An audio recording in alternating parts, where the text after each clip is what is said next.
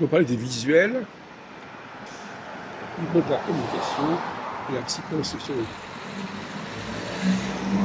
D'abord, il y a le visuel consistant à communiquer par des messages visuels et non pas par la parole. Et ça s'apprend très très vite.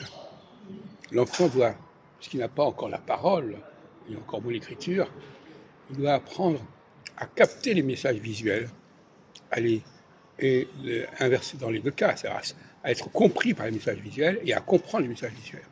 Ça va dans les deux sens.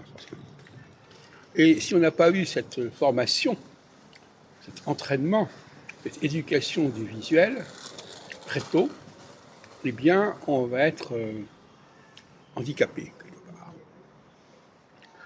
L'autre aspect concerne les rapports sexuels.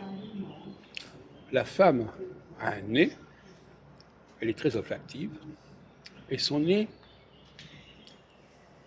va plus ou moins attirer le sexe d'un homme. Ce sont les narines qui sont l'antichambre du vagin. Donc là aussi, il y a un élément visuel majeur. Si les narines d'une femme n'attirent pas un homme, n'attirent pas son sexe, eh bien, ce n'est pas un bon signe, forcément.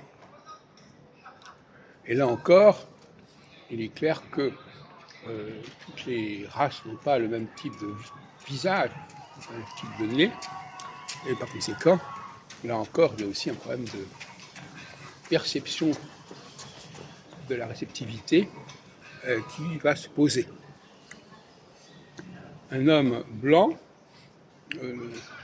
face à un visage africain, par exemple, eh bien, c'est pas évident parce que le visage africain ne comporte pas le faciès nasal approprié par rapport à sa programmation, en quelque sorte, phaïque.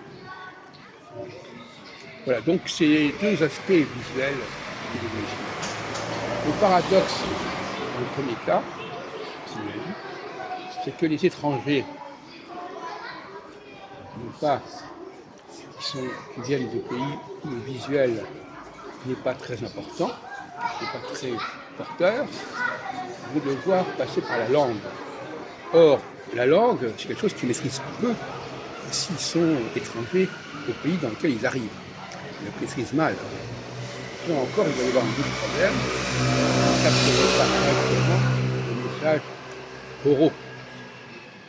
Et d'un autre côté, ils ne vont pas non plus capter correctement les messages du faciès. Donc un cercle vicieux.